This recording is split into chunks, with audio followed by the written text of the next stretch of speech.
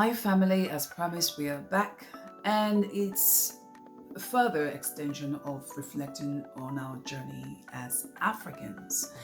The last episode we talked about, the legacies of our great Pan-African leaders.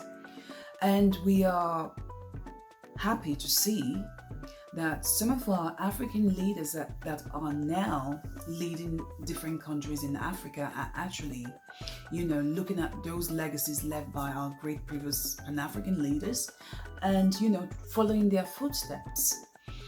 And before I go further, I would want to seize this moment to acknowledge the legacy of one of our great leaders who sadly passed away in March. Our great leader and also a visionary, true son of Africa, Pan-African leader, President John Pombe Magufuli. His legacy has, reignited that spirit of I can do, that Africa can be the continent that the world have never seen, that Africa can be a continent of greatness, that it is possible to be educated in Africa and right from primary school to university and change the narrative of Africa. He did it. He never went outside of the shores of our motherland to study outside, to study in the West. From his bachelor's to master's and PhD level, he studied all the levels of discipline in Africa in Dar es Salaam University. So he just got a pure Afrocentric vision. Absolutely. So he had a pure Afrocentric educational system, yes. And that actually shows that you can, make or grow leaders here in Africa without them leaving the shores of our motherland. Exactly. He was homegrown and made in Africa, and you could see that the legacy that he has left for us is a proof that you can study here in Africa and learn the dynamics of Africa, and that knowledge can be translated into leadership roles in governments. Absolutely. And to be able to understand the dynamics of Africa and the people of Africa, you need to be homegrown. And that's the only way. And we are really grateful that such a great leader, came in our lifetime. So, and I wanted to also draw the attention of, I wanted to draw this attention to you because we talked about our promising young Pan-African leader from the Gambia, Ousmane Touré. Yes. So Ousmane Touré is actually following his legacy, a promising young Pan-African leader. We can see it in him. He's got this, amazing traits of leadership in him. His love for our motherland, Africa. He declined the opportunity to study abroad and said, no, I would rather study here on the soil of my motherland, Africa. And he's such an inspiration for the next generation of leaders who are going to come out from our motherland. So what we're saying in a nutshell is the days of going abroad to study is all over. It's finished. And also we have to say it's a strategy to remove the best of us, the elite as well from Africa. So when they come to you and offer you scholarships, yeah, it's a strategy to remove you out of your continent. So you will not be able to help develop your countries. So because usually what happens when people go and study abroad, they remain abroad. Absolutely. And sometimes they spend all their life abroad. They never come back to Africa. That's true. To help the people or to create something, to renew something. No. So it's a strategy. Absolutely. So I think that the better thing is to study in Africa. And in Africa, there is good top universities. Absolutely. Because you have to know, sometimes we go in the European country, but you have to know that there is some student from European who go and study in Africa. They go and study in Africa. True, like an exchange student to learn more about the dynamics of not Africa. Not only as an exchange, sometimes they decide to do their own student university in Africa. True, I do agree, yeah.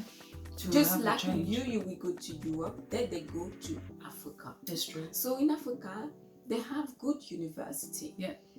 Such as Dar es Salaam University. Absolutely. Cairo University. Rwanda. In Rwanda, we have the leadership the African Leadership University. And there is one in Mauritius. Yeah. And they also have one in Mauritius because it's like a chain. Yeah. And we have the Kwame Nkrumah University of Science and Technology in Ghana. And these are some of the top universities, and we shouldn't leave out also South Africa. In Johannesburg. Yeah, Joburg University. I would recommend that because it's very diverse and inclusive. So these are some of the top universities that we can be really proud of in Africa, and they produce some of the top, great, people in different disciplines that are making a great, positive impact on the motherland. So the best way forward for us as Africans and people of African descent and African diasporans is to look inwardly, because sis, you will agree with me, when we study abroad, the educational system is designed within the context of the European narrative. Absolutely. And the business studies, the theories, the concepts, the equations and the formula are all Eurocentric. And we did say this not only Eurocentric, but it depends the country where you study. Because it would be European centric, but also, for example, in the England point of view. So if you are in England, so it will be in the British point of view. So this is it, and that you cannot take it and go to Africa, and it will not work. You will have in a certain way to adapt, to remove certain things and to take some. So I think that somebody who wants to do something great in Africa, it's better to go and study in Africa. It's true. Simple as that. It is. Because you will have an approach of Afrocentric instead of Eurocentric. Absolutely. And that will also help you if you decide to pursue a career in politics. You will look at politics from an Afrocentric approach, and that will help you in your decision making, even as a business person as well. Studying any business related degree programs in Africa will be a very good platform for you, because you understand the dynamics across the different regions in Africa, and that will help you to make a well-informed decision whether it comes to expanding your businesses or taking out further capital to purchase equipment from different regions of Africa, getting to know a new group of customers. So because Africa is very diverse, you won't get that if you had to study in the Western world. So, and also, I will make a point for those who study history. History, the African history, it will be good as well to study in Africa, because by doing the history, you will do as well some records of our African history, which is very important. Absolutely. And also make books for children about the history, about the queen, the kings, and until today history. So then it will be a good thing. We will have our own libraries. Absolutely. So it's a good thing to think about, to study in Africa. Absolutely. So this is it. So these are some of the advantages that we are putting forward, because it's now time for us to reflect on who we are. If you notice, many of us have been robbed of our history and culture, and that is why many sadly do not know who they are. We've led a life of ignorance and assuming that putting on someone else's identity is norm. No, it's not. Our history was stripped off from us, and also our culture. And for that reason, we've not been able to connect with who we truly are as Africans. I'll tell you something. We've been inspired by Dr. John Henrik Clark. He said, one of his very inspirational quotes, he talked about, it is very important as an African to have a connection with your heritage, because it describes the relationship between a mother and a child. Our motherland, Africa, she's our mother, we are her children. We need to build a good relationship with her, and that will strengthen the bond, so we can't be easily swayed, apart or drifted by the waves of the sea, or influenced by other cultures. Once we know who we are, that will help to further strengthen us as a people, and we'll be able to take our own decisions, create our own goods and services, and support our own businesses. So this is why going forward, it will be very wise for us to start looking at how we can now begin to value our African educational system. However, it is also important to acknowledge that, yes, certain aspects of the African education system needs to be reformed. Absolutely. It's very important. It has to be Afrocentric.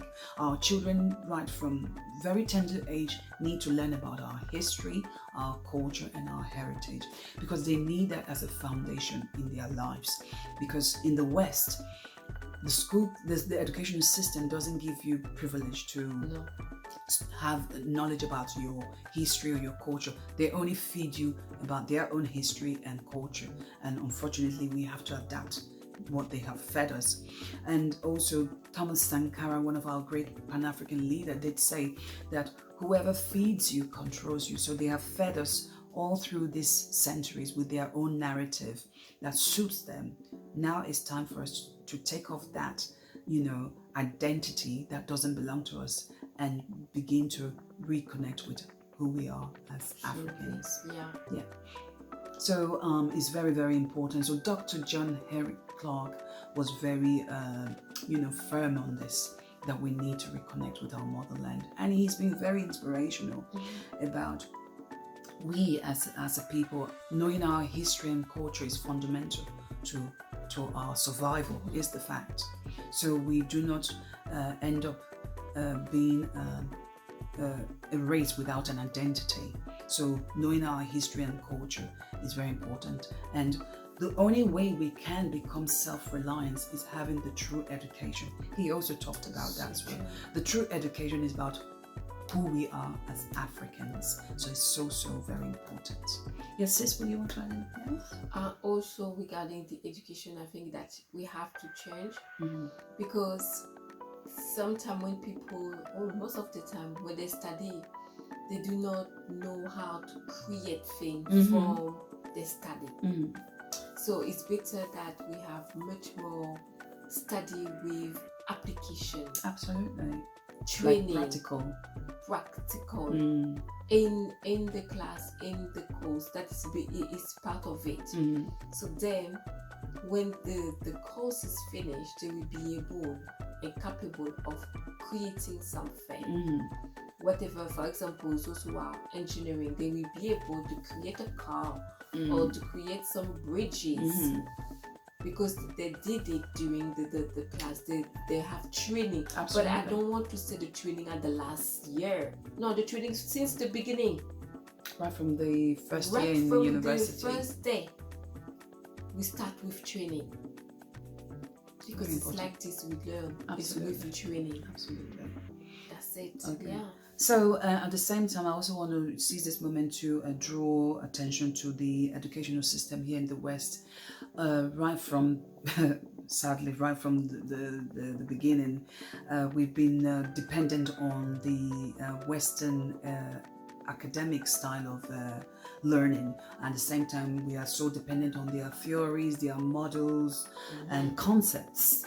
Now we have to take a break from that and start looking at how can we as Africans come up with our own models, concepts, and theories that works for Africa. And I believe going forward, we need to take into consideration the market that we're in. Mother Africa is an emerging market. So what she needs right now is for her children to have the right set of skills, know-how and expertise that will help to develop her. So areas where governments will need to fund and invest are in entrepreneurship, creativity, craftsmanship, because the building, construction, carpentry, all these are very vital because we need these skills and skill sets for different industries in Africa. Yes. Technology definitely is a must. We need our own apps. We need our own social media platforms. So these are the areas where we need to invest in terms of education. And we have to make it Afrocentric. We have to take every region of the continent into account while reforming and reforming our educational system. So this is what I would say. And we would not want to ignore the contributions of some of our great leaders, like President Paul Kagame of Rwanda. We want to acknowledge his leadership role in changing the narrative in Africa. He's investing so much in education, and recently we noticed that the Rwanda Parliament under President Paul Kagame's administration is empowering women. Women are being empowered in Rwanda. Absolutely. So we want this to be replicated across the Motherland Africa. We have the likes of Namibia and also South Africa as well. Where in fact the number of women in parliament are important compared to other countries in Africa. So I think that is a good example to follow them and apply that example. Absolutely. Because women has to have a say. Have a say. Absolutely. They are part of the society. Absolutely. And also part of those who are in the village. So they need to have their say. That's true. Because it's like this will be able to move forward. Improve, absolutely. Economically, but also socially. Socially, yeah. Socially, which is so important. It is true, family. It is true. So we have to look at how we can encourage women to, to pursue careers in politics, because we need more women in politics to drive this progression that we so desire in our motherland Africa. And the countries that are doing it right now are Rwanda, Namibia and South Africa. I want to shout out to these three countries, and I hope other African countries will be inspired by them. So we want to also acknowledge the amazing support. I want to point out something as well, because our great leader, Pan-African leader, Thomas Sankara from Burkina Faso, this was one of his part of his vision to empower women. But sadly, right now, Burkina Faso is not the Burkina Faso that Thomas Sankara envisioned. Sadly, women are being underrepresented in the House of Assembly in Burkina Faso. I'm reaching out to you. It's predominantly men, and I'm reaching out to our Burkina Faso brothers and sisters. Please address this issue. Let us revive the vision of our great leader, President Thomas Sankara, because it's always been a part of his vision to empower women. So right now we have Rwanda, South Africa and Namibia leading the way for Africa, and we hope other African leaders will follow suit. And we also want to take into account, I want to shout out to our great President Paul Kagame again, once again in Rwanda. We are really proud of you, sir. Thank you so much for leading the way, for banning second-hand clothing in Rwanda, because Africa is not a dumping ground.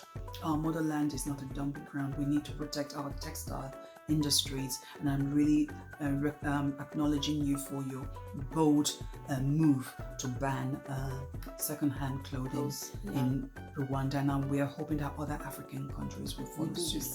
And this moment we also want to acknowledge our great president from Ghana, His Excellency President Nana Akufo-Addo. Thank you so much. Ghana is leading the way. I salute you. You're doing such an amazing job, and we now know why so many foreign investors are finding Ghana as a very attractive market, and they are moving their businesses to Ghana and using Ghana as their platform in terms of establishing their headquarters in order for them to be able to operate in Africa. We are really grateful for all your hard work, and recently the good news is that Ghana is leading the way when it comes to changing the narrative. So in terms of changing the narrative to do with school uniforms, there's this movement of decolonization of the Western uniform way of going to school. So it's now in the African Ghana Kente prints. So Ghana is leading in that way, and I just want to acknowledge Ghana. I want to say Medase. Well done, Ghana. We are proud of you. Thank you for leading the way to decolonize the so-called uniforms that has been set by the former colonial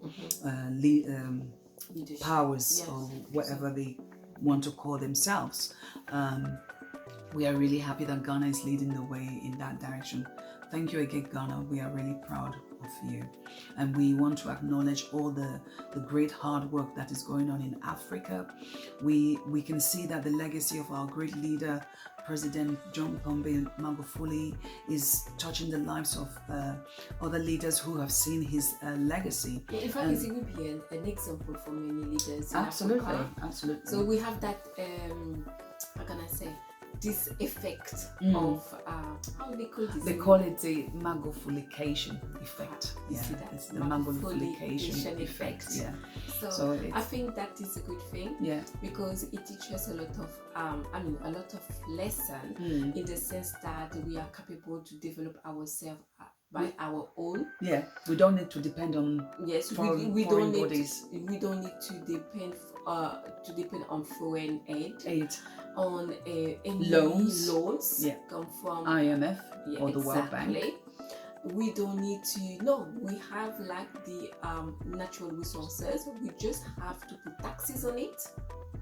So then when it come out from the when country it's been exported. and exported, so we get the taxes. And also we have to protect our raw material, because we shouldn't sell it or leave it to anyone anyhow. Absolutely. So by doing so, should provision will come generate the revenue. Exactly, we generate revenue, and the economy we can start to flourish, and from there we will be able to start to develop. It's true.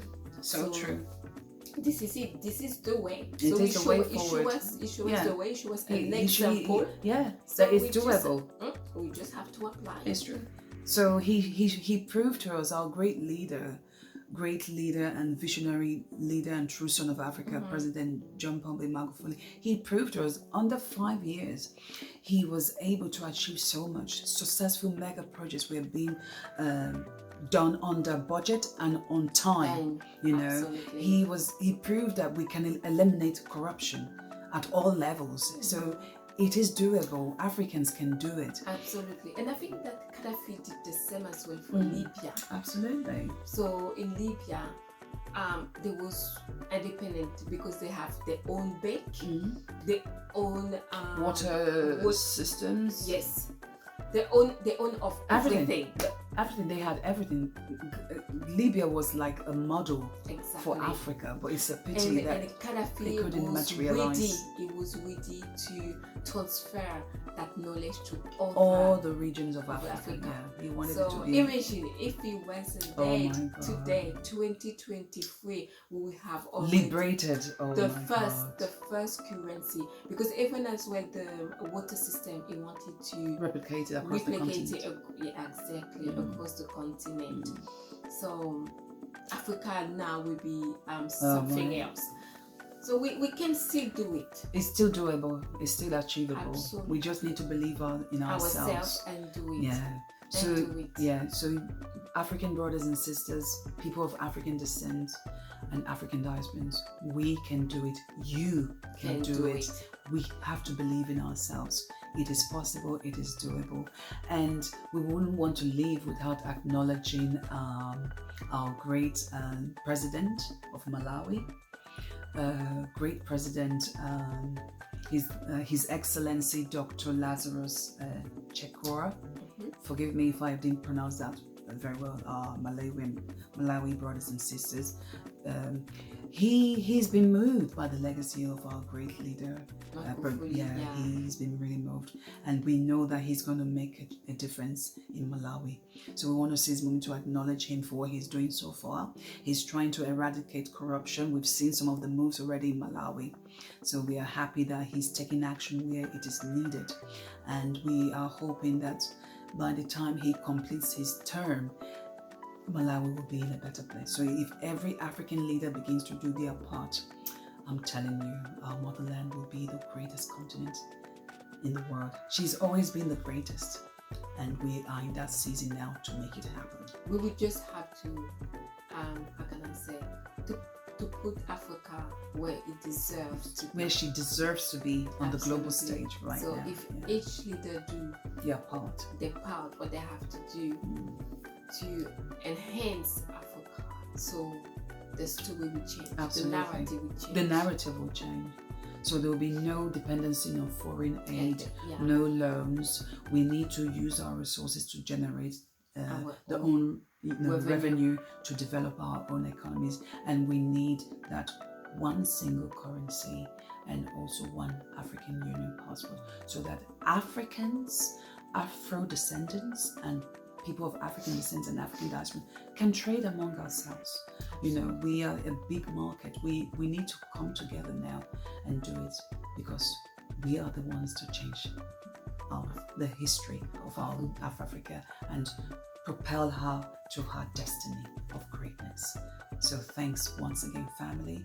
We hope you've enjoyed it. Be inspired. Believe in yourself. Believe that you can do it. I'm speaking to all of you, people of African descent, African diasporans, African Caribbeans, African Americans, continental Africans. Let us believe in ourselves. We can make it happen. The legacy of our great Pan-African leaders is already laid out for us. The baton is in our hands. Let's make this happen. So till we see you in the next episode, we hope you've been inspired, and we wish you all the best. Let us start the new journey. Nothing is impossible. Absolutely. Nothing is impossible. We can make it. We can make it happen. So let's do it together. Yeah. Together, united, we can make it. And it's our strength. To be united is our strength. Absolutely. Yeah. So together is the strength, and we can make it happen. Nothing is impossible. Okay. So thank you once again. Bye. And we look forward to seeing you in the next episode. Absolutely. Take care. Bye. And have a beautiful day. Take care. Take care. Bye.